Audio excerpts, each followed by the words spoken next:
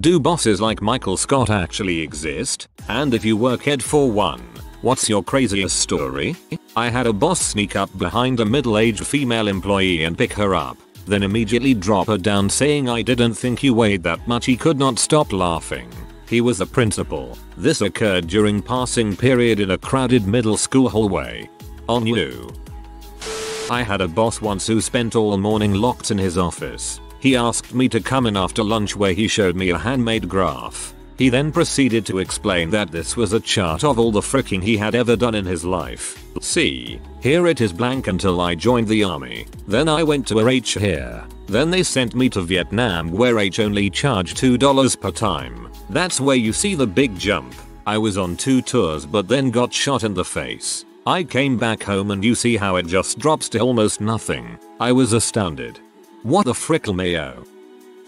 My boss is certainly Michael Scott-esque. When I first started I was essentially Pam as well since I was both receptionist and his assistant to some extent. My favorite story was back when we were prepping for a conference. Some context. He's terrible with the English language in general and will mangle phrases and descriptions to no end. How the turntables. So on a group call he kept talking about wanting a golden hamster ball to do giveaways with. Was raving about how great it would be spinning around while people walked by. All the while everyone on the call was just sitting in confused silence. However, by that point, I had become so good at decoding his nonsense that I knew he was referring to a gold raffle cage and sent him image privately asking if it's what he was thinking. To this day he still talks about the fact I can read his mind and must be psychic. And he still refers to it as a hamster ball. All in all, he is a pretty nice guy and a solid boss. Hired me based on a gut feeling and has been decent to me ever since. I think I knew it would be a good fit when during the interview he tried to tell me about the 4 pillars of the company and forgot one.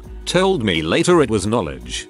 I think I knew it would be a good fit when during the interview he tried to tell me about the 4 pillars of the company and forgot one. Told me later it was knowledge. This is Michael Scott level perfection. LOL. He wanted a pomegranate for lunch and they were out of season. But that didn't stop him from sending me on a quest to every grocery store in town in search of a pomegranate. Multiple produce guys laughed at me, but that was the easiest $13 HR I've ever made. I'll say it here. No, I did not find a pomegranate, and when I came back he was eating Subway and he seemed to have forgot he'd even sent me. Maybe I could have gone home or to the movies etc. But IDK. Driving around leisurely listening to the radio seemed like a pretty good alternative to doing my actual work at the time. I did in fact check the gas station in Carbondale. They also do not carry pomegranates unless they are in season. Shoulder just called around and went to lunch, then come back hours later saying you had driven to those locations to check. I had a redhead boss who made us all sit down and watch a training video about how we shouldn't refer to him as a ginger because it is bullying. No one had ever called him that. Pam, that's not a hate crime, Michael. Michael, well, I hated it. I used Michael Scott as a reference point for an old boss of mine from the moment I started working there. He made Chewbacca noises on the regular because one of my co-workers' names sort of vaguely sounded like Chewbacca. It didn't. Used voice to text extremely loudly in his office for no reason to send really personal messages. Got really excited and wore a specific vest anytime we had after work outings scheduled. Shouted the same like 7 references to old movies and extremely awkward hip hop song quotes 100 times a day. And insisted on greeting all our international co-workers very loudly in their language. They all speak perfect English, of course, looking around for approval afterward, and then fully giggling at everyone's French accents on conference calls. He also told me a lot about an improv show he did for a full year after it happened. That said, he had all the good parts too. He never hesitated go to the mat for any of us whether we deserved it or not. He gave really sage business advice and great examples of how to face challenges out of absolutely nowhere.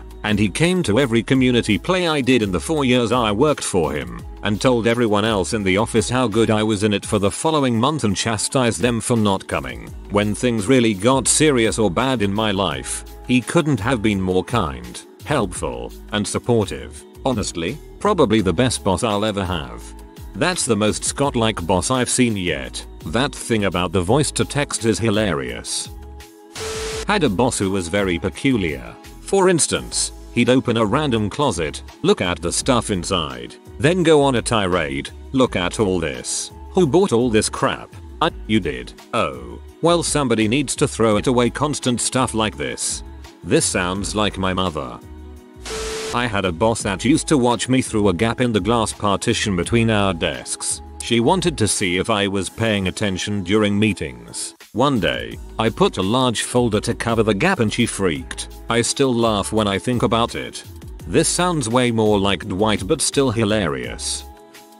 I once worked for a family company, not my family, where my boss often had loud fights with her husband, mother, and sister, an addict with a penchant for stealing, in the halls. I have a million wonderful stories about that workplace, but one that stuck out to me is this. Once for someone's birthday, she decided it would be fun to buy an anatomically correct, male blow-up doll. She took this doll into the office, blew him up, and dressed him in a construction vest. The company was a contractor. When I walked by, my boss was trying to manipulate the position of the blow-up doll, and asked me if I wanted to be the fluffer. My butt boss insisted his daughters be flower girls in my wedding. I declined. At the reception, he told me I was spending too much time talking to one person, and I need to work the room more. He held a meeting with our whole team less one person to discuss said person being gay. We all knew for well over a year, and never made a deal of it. So yes, they are out there, and that is why the show is so funny to me. I can relate. I literally had a boss who would stop us in the middle of our work and hold company-wide meetings talking about 9/11 truther conspiracies and chemtrails. Mind you, we were furniture making company. He would get so caught up in his conspiracy theories that he forgot to order wood to make furniture 1 month. I had one, and these are just a few quick stories. He asked me how much I weighed during my interview. One time he was considering selling the company to a Japanese company, and while walking them around the building he was heard saying, "We really bombed the heck out of you." He got on the intercom and interrupted everyone by yelling for someone to bring him the football team's schedule. I have video of him telling a really cringy joke during a sales meeting. You could see at least one person covering their face in embarrassment. One time he told me to call his assistant and have her bring him a bag of coffee and his 5 pounds dumbbell. He had a secret facelift. He was mysteriously gone for 3 weeks and came back with a beard. I ended up with a box of pictures from the 70s with an exotic dancer giving him a lap dance. In the conference room. Same furniture. One time I watched his business partner go down the potluck line, tasting everything with the same fork. At the end of the line, he stuck his used fork into the cake. I haven't eaten at a work buffet since. Honestly, these are just the ones I immediately remember. It was 5 years of this. This seemed relevant. One time he got new patio furniture and sent the guys from the shipping department to put it together at his house. Orders did not go out that day. He had a huge closet where he'd hoard random crap. He was a total pack rat and his wife didn't let him keep junk at home. I was looking for something one day and found a box labeled watches with dead batteries. He saved an entire box of watches that he knew didn't currently work, and also knew how to fix that. But instead, he just kept them in a box. I'm going to make a wild guess and say that the Japanese sales deal didn't go through. My brother had 2 bosses at his first job that I think fit this. It was an old married couple that owned the gym across the street from us. Probably in their 70s when he started working there. The wife was from Germany and super strict. The husband was clearly losing it. Some notable mentions are, when the husband combined bleach and ammonia to clean the hot tub and sauna room, tear-gassing my brother in the process. Wife insisted the street be swept once a week. This was my brother's task. Almost every single time, the husband would come out halfway through with a leaf blower and destroy any progress my brother had made. Husband would regularly sit in the sauna for way too long and have to be rescued by brother and co-workers. Brother opened every Saturday. They never gave him a key, so he would have to hop the fence to get in. There's so many more, but I know he's asleep right now and I can't ask him.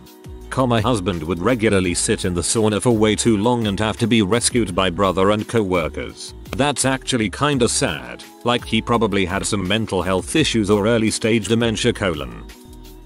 Yep, I had one. Organized a thoroughly awkward awards ceremony once that we never did again. Asked a Mexican employee if his new baby's name was going to be No Mas during the shower we threw for him. Heard me once use the phrase economy of scale, then used it wrong 5 minutes later in a conversation with different people. Didn't know the meaning behind Black Friday and what it meant for a company to be in the black. Just like Michael Scott, only more of a dong.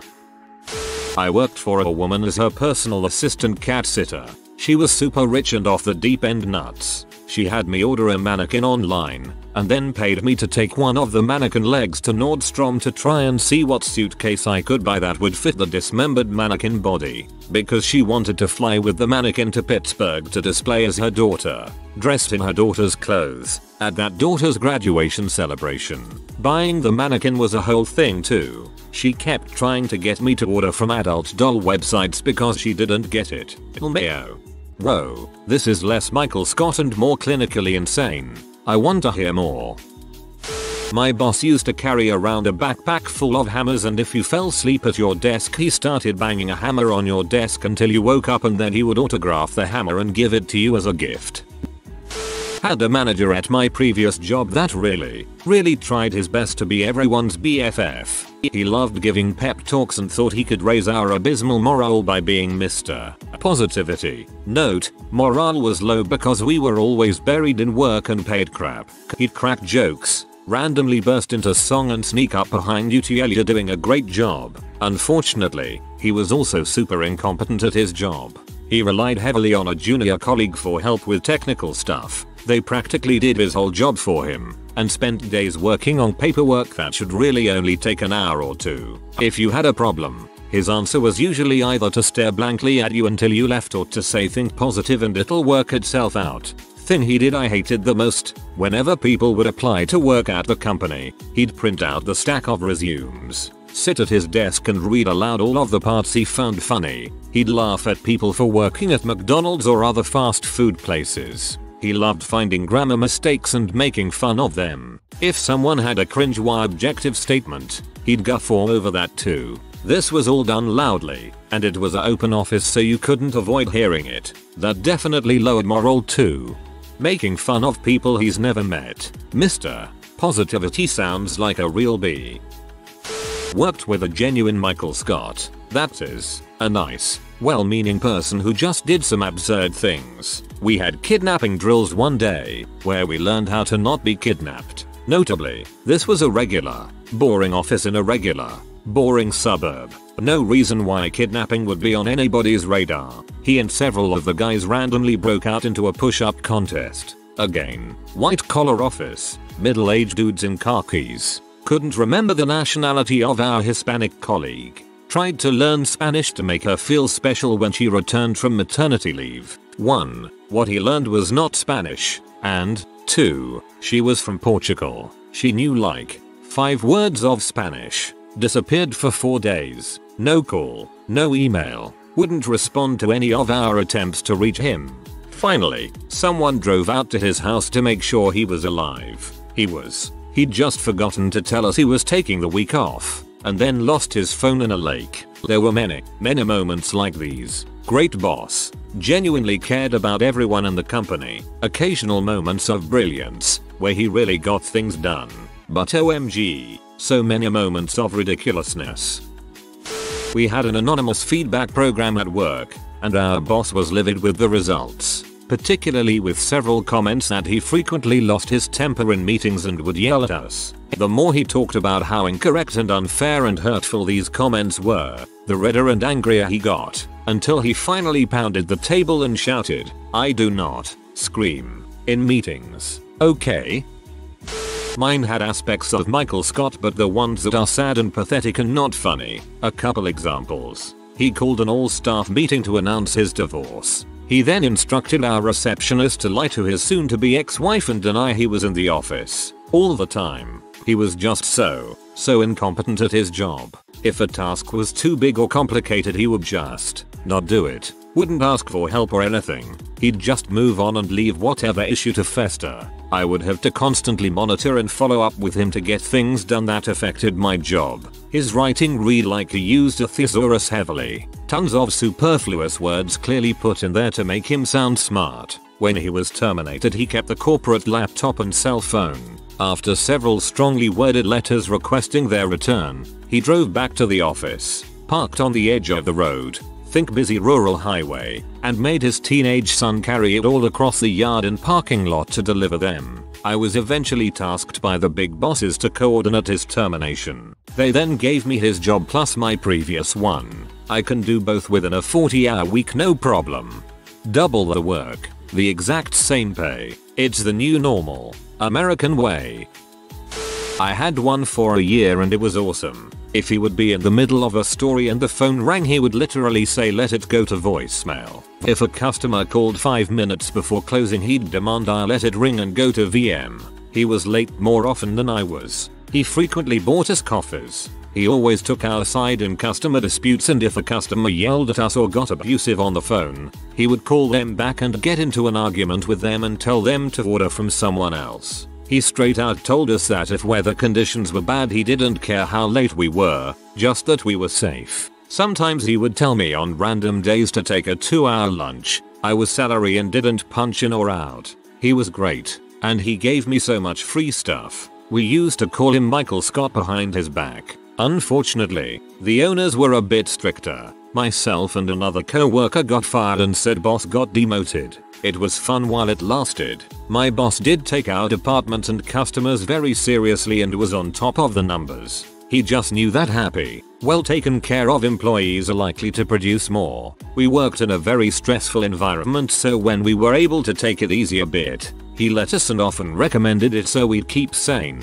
Upper management were just slave drivers and hated that we laughed so much because they thought if you're having a good time at work, you obviously aren't being productive. I was very productive because my boss took care of me and made it fun to come to work. This is so wholesome to me, IDKY. My mom's boss was the head manager at an office job in suburbia. Pretty similar number of employees and function to the office in the show. He was in his late 40s at the time and invited himself to my mom's birthday party at our house one year. Basically was just my siblings and a few family friends meeting up to play cornhole and chat for a couple hours. He showed up in pastel blue shorts, a pink polo, and flip-flops with a case of Natural Light. He got hammered by like 9 PM and started yelling at everyone. He saw a couple of our neighbors, younger guys, drinking next door and took the liberty to invite them over. Eventually he ended up in a wrestling match with one of the neighbors in the living room, which he finished by lifting the neighbor up in the air and body slamming him directly onto our coffee table. His final act of the evening was crapping his pants in the kitchen and passing out on the linoleum. Sounds like he's trying to relive college.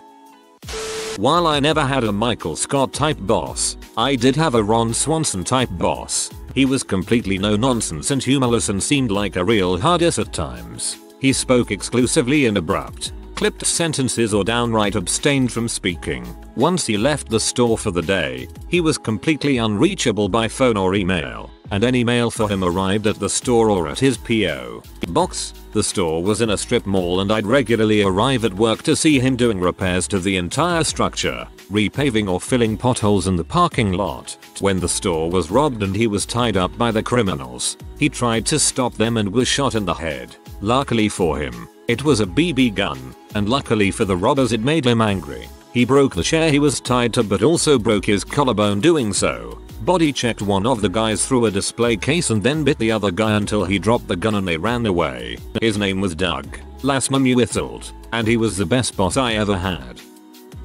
Yes, they are everywhere. I've had a few. One would only approve your days off if you played into her ego. Her boring butt stories had to be the most fascinating thing you had ever heard. She would come into the office and spin around in a new outfit and we had to pretend it was amazing. I had to work every weekend for months until I started playing along.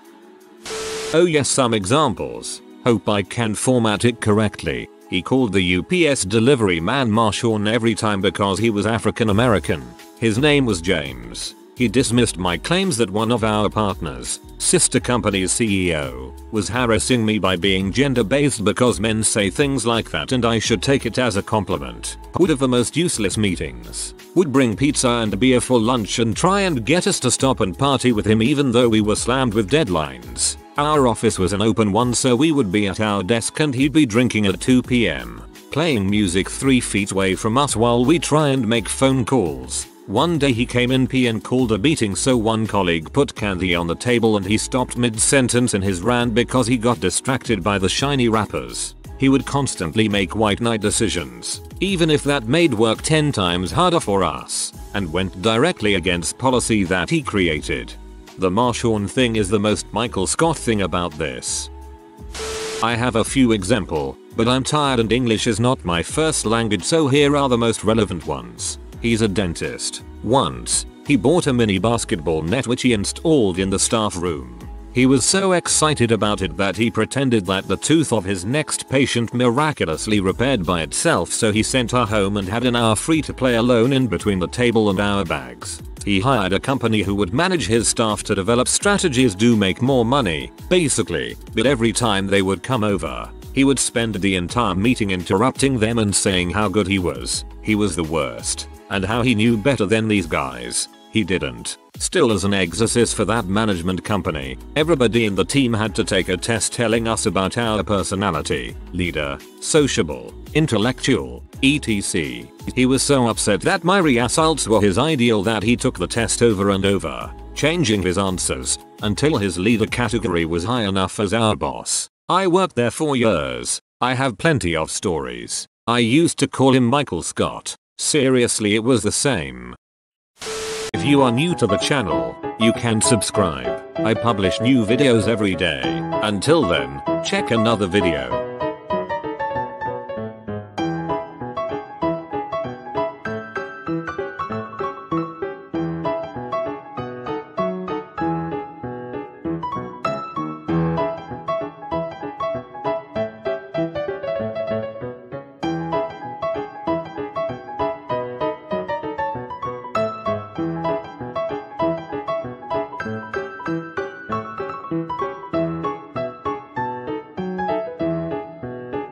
Bye for now.